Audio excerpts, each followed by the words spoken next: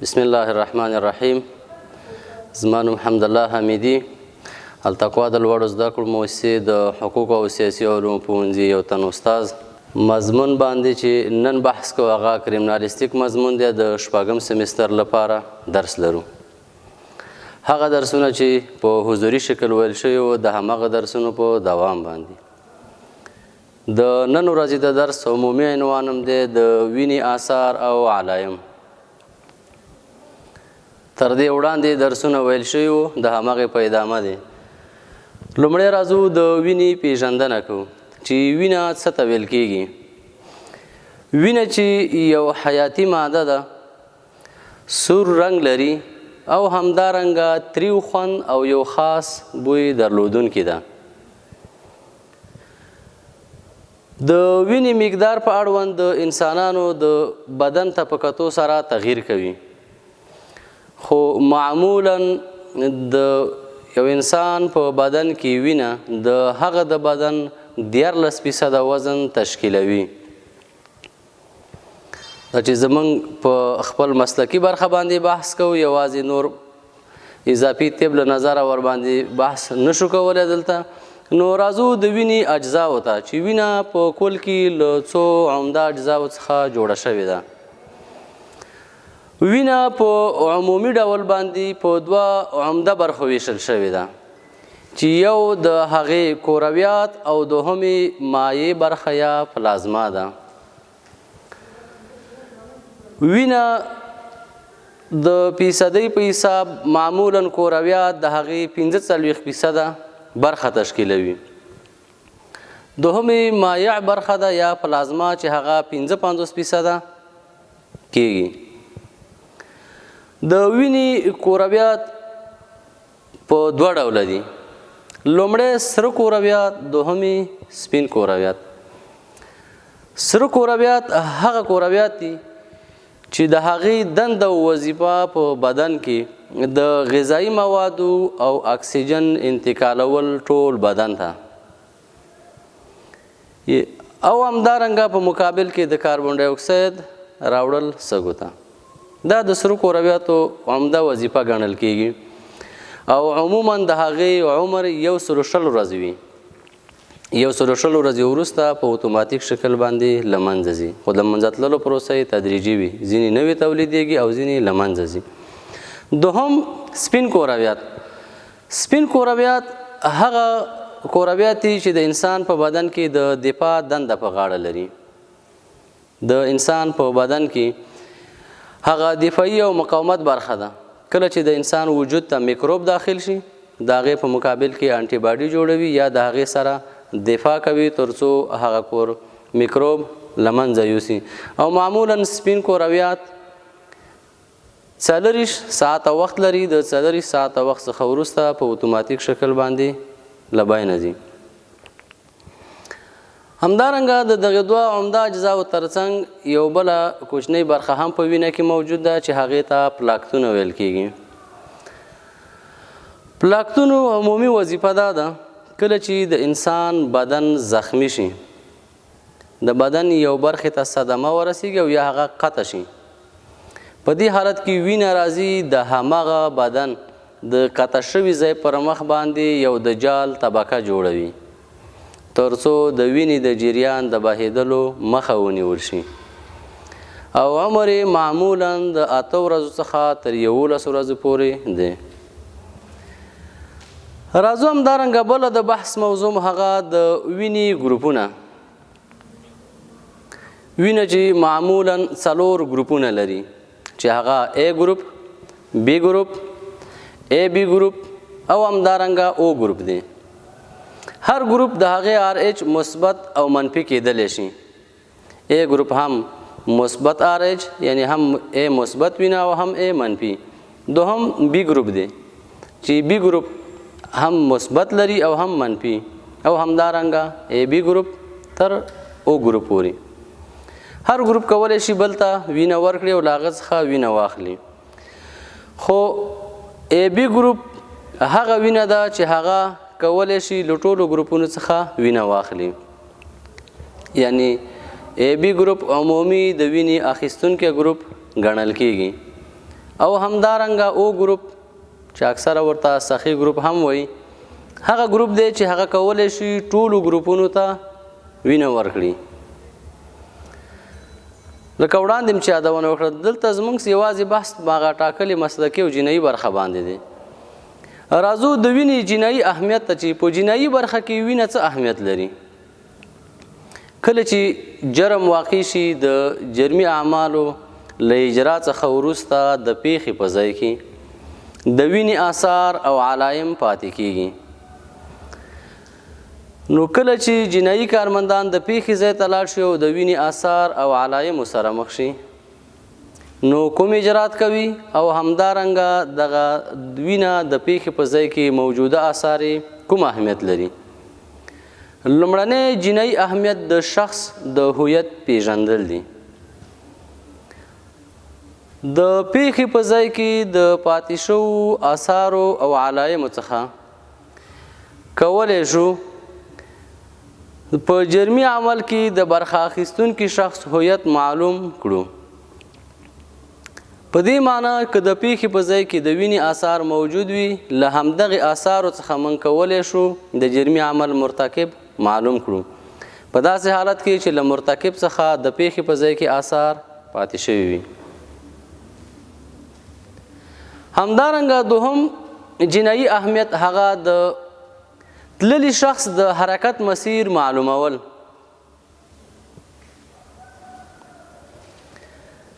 کله چې یو شخص په جرمي عمل کې برخه واخلي او په زخمی حالت کې له جرمي عمل له صحنې یا محل واقع څخه فرار کوي نو د وینو پاتې شو اثارو په اساس موږ کولی شو چې ووایو شخص په نوموړې لار باندې د پیښې له ځای څخه تللی دی.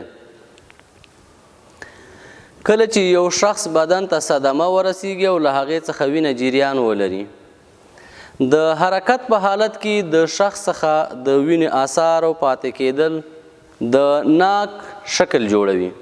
هر هغه برخه او څاڅکی چې په ځمکه باندې غورځېږي د حرکت په حالت کې دغه وینه یو ډول جوړښت غوره کوي لکه ناک.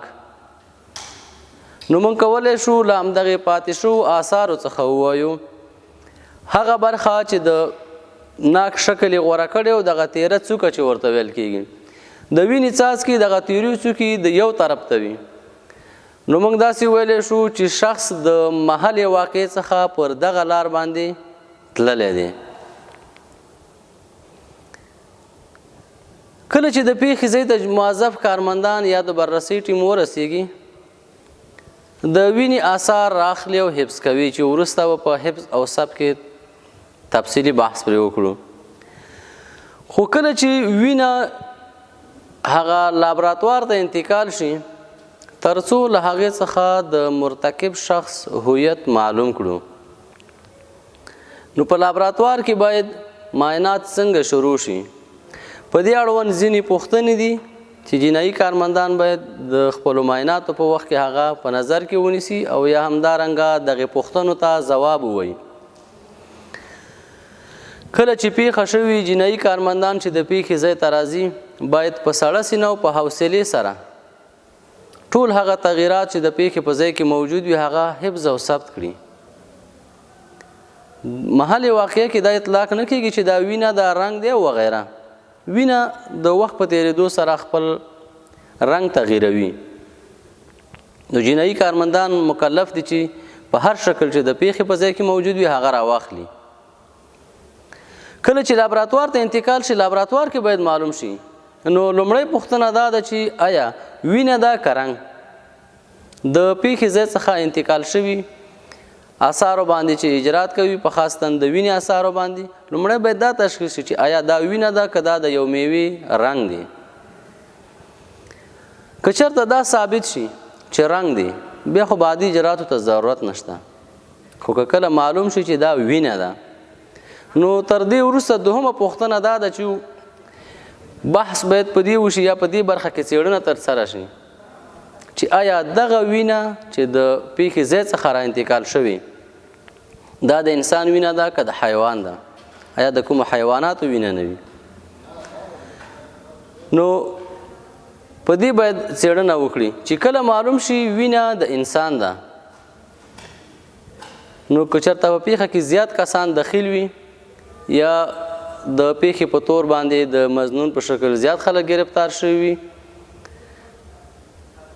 د ګمان نو کولی شو له ټولو څخه د وینې اثار واخلو او د هغوی سره یې مقایسه کړو خو که چېرته وینه معلومه شي چې د انسان ده په دې اړوند یو مشهوره واقعه چې په جنایي برخه کې ده چې هغه په 1951 کال د آلمان په هیواد کې یو عالم و چې د یالین هیت په نوم باندې یادېدو او په 1951 کال په آلمان کې یو شخص یو ماشوم په قتل رسولی کله چې مرتکب شخص گرفتار شو د هغه پر لباس او جامو باندې د وینې آثار موجود ول نو مرتکب شخص جنایي پولیسو ته له قتل څخه انکار وکړه وویل چې دا د یو حیوان وینه ده نو نوموړی عالم پر همدغه برخه کې تجربه وکړه او د هغه د لباس وینه راواخیسته د ماشوم د وینې سره پر هغې باندې څېړنه وکړله او دې نتیجې ته ورسېدل چې دغه وینه د حیوان نه بلکې د انسان ده په اوس وخت کې ډېر په اسانۍ سره تفکیک کېدلی شي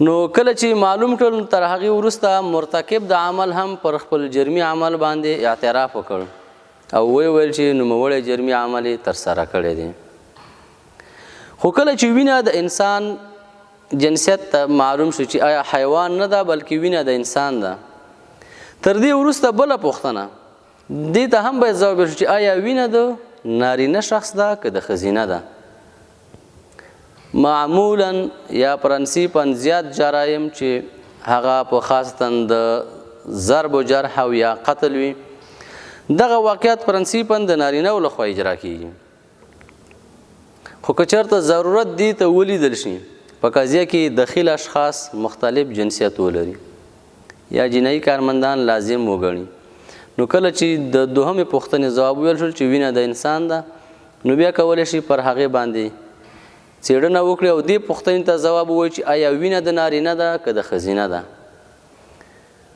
نو د نارینه او ښځینه وینې د تفکیک لپاره ځینې ځانګړتیاوې شته دي لومړی دا دی چې د نارینهو په وینه کې د ایکس واي کروموزومونه موجود دي او د ښځینهو په وینه کې د ایکس ایکس کروموزومونه شتون لري نو دا هم د نارینهو ښځینهو د وینې د تفکیک لپاره یو علامه ګڼل کیږي همدارنګه د وینې د سرو کرویاتو له تعداد څخه هم د ښځینه او نارینه وینه تفکیک کېدلی شي د یو بالغ نارینه وینه په 1 ملي متر مکعب کې معمولا 1500 د 1 ملي متر مکعب کې 15 میلیونه سره کرویات موجود وي خو که چېرته د یو بالغ ښځینه 1 ملي متر مکعب وینه راواخیستل شي نو پر هغې کې 4.7 میلیونه سره کرویات موجود وي د نارینهو په وینه کې سره کرویات د ښځینهو په نسبت باندې زیات وي ځکه چې ښځینه د وینې ضایعات ډیر وي نو په همدې اساس په وینه کې سره کرویاتو تعداد هم کم وي خو که چېرته معلوم شي چې وینه د نارینه ده نور باید هغه مرتکب شخص د DNA لارې تشخیص شي او وپېژندل شي که چېرته د ښځینهو تعداد زیات و په پیښه کې بیا هم کولی شو د وینې د اثارو څخه د هغې بعدي طبقې هم وپېژنو په دې معنی یا بله پوښتنه په داسې کې مطرح شي چې آیا دغه وینه چې د ښځینه جنس ثابته شوله نوموړی ښځینه جنس حمل لري او که نه نو کله چې د یو ښځینه په وینه کې د اکسیتوسین انزایم موجود وي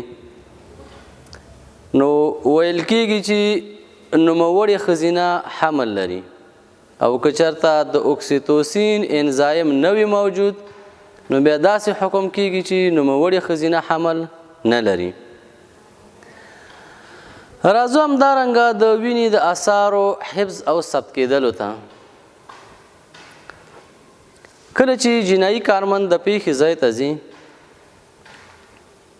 لکه په تیرو درسونو کې مو هم ورباندې بحث کړی، محل واقع ته چې داخل شي لومړی د پیښې له ځای څخه یو پیته تاووي چې هغې ته پیتوین سداد ویل کېږي. تر هغې وروسته یو نفر چې شمارې یا نمرې په لاس کې د پیښې ځای ګوري، څومره تغییرات، اثار او علایم چې د پیښې په ځای کې موجود وي د هر یو سره یوه شمارک دی یا نمره چې 1 2 3 4 5 څومره تغییرات چې هلته موجود وي. خو کله چې نوموړی کارمند د پیښې ځای ته داخلیږي باید ماسک او دستکشې ولري. همدارنګه د هغه پښو یا بوټ چاپ دپاره هم یو ځانګړې نښه یا علامه موجوده وي تر څو د پیښې په ځای کې له پاتې شوو اثارو سره تفکیک شي. کله چې ماسک ولري تر هغې وروسته محل واقع ته داخل شي، لکه وړاندې چې نمره ګزاري کېږي، تیرو درسونو کې ورباندې بحث شوی. د نمره ګزارۍ څخه وروسته بیا د هغې اثار او علایمو اندازهګیري کېږي. کله چې د قتل واقع وي لومړی جسد له یو بارزې نقطې څخه اندازه کوو او بیا د پیښې په ځای کې موجوده اثار هر یو له جسد څخه جدا جدا اندازه اخیستل کېږي او په مشاهداتو کې لیکل کېږي. راځو زموږ بحث یوازې د وینې پر اثارو دی. کله چې د وینې اثار په محل کې پاتې وي په مختلفو اجسامو باندې لیدل کېږي. لومړی که چېرته د پیښې په ځای کې پاتې شوي د وینې اثار پر منقول جسمو، بهتره دا ده چې هغه منقول جسم له ځان سره انتقال شي که د انتقال وړتیا یې درلودله.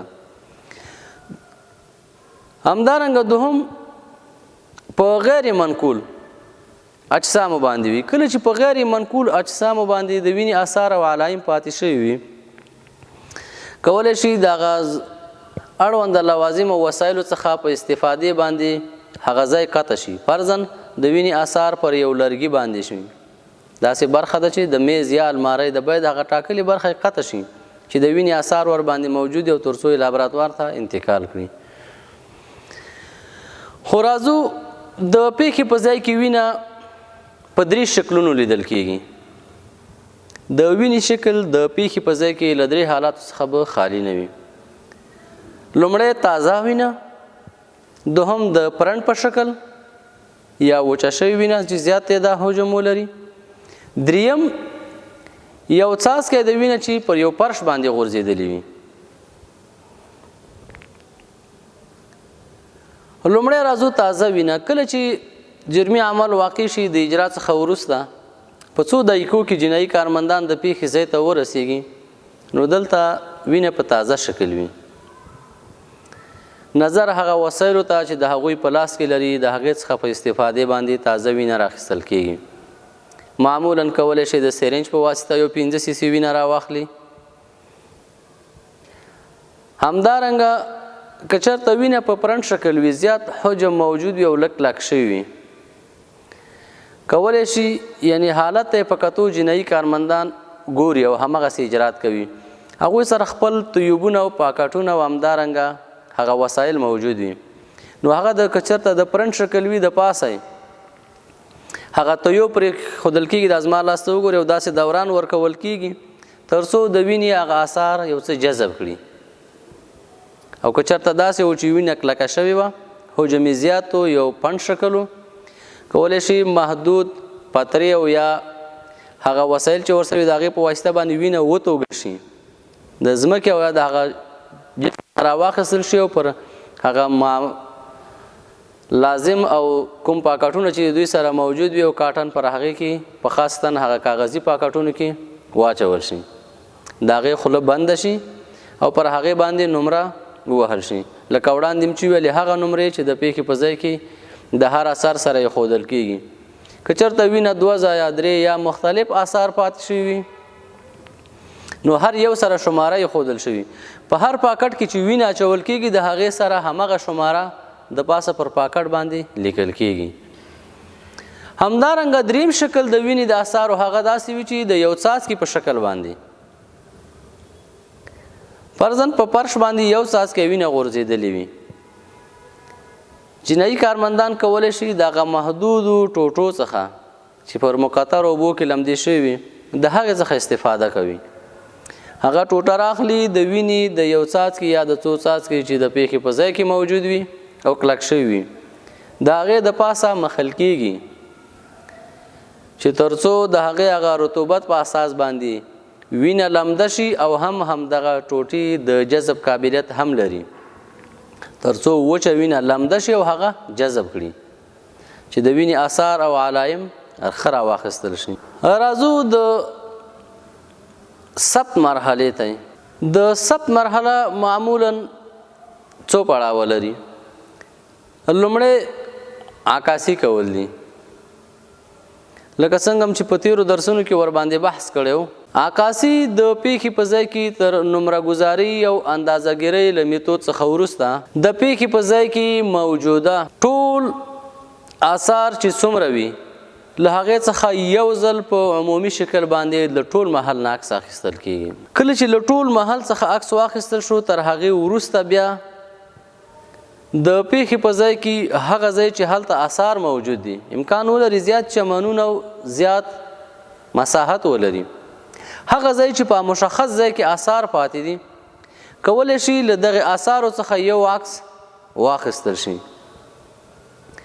او په دریم پړاو کې هر هغه اثار چې د هغې سره نمره ایښودل شوي وي له داسې ځای څخه عکس واخیستل شي چې اثار او جمع یې هغه نمره یا هغه لمبر چې یو دوه درې ورباندې وهل شوي هغه هم پکې منعکس شي. تر دې وروسته د کروکي په واسطه هم ثبت کېږي. جنایي کارمندان باید د پیښې په ځای کې یا محل واقعه کروکي ترسیم کړي. د کروکي یا سکیچ ترسیمول چې په تیرو درسونو کې ورباندې ښه تفصیلي بحث شوی. جنایي کارمندان باید د پیښې ځای د لاس په واسطه باندې د هغې انځور ترسیم کړي. د پیښې په ځای کې موجوده ټول اثار او علایم هغه هر یو راواخیستل شي او په هغه ټاکلې اندازه د هغې ترسیم شي او اندازهګیرۍ ولیکل شي. خو کله چې جنایي کارمندان کروکي ترسیموي د ځینو نقاطو مراعات کول لازم او ضروری دي چې یو له هغې څخه د قطب نما استعمال یا د څلور خواوې شمال او جنوبي معلومول د محل. دوهم همدارنګه مقیاس یا واحد د اندازې باید څنګه وي.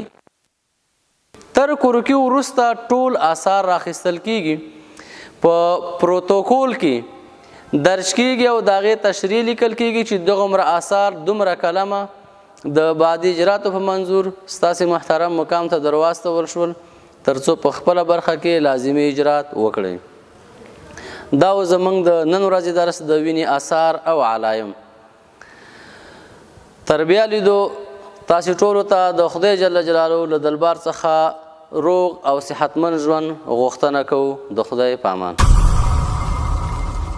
التقوا د یو ډاډمن راتلونکي پر لور.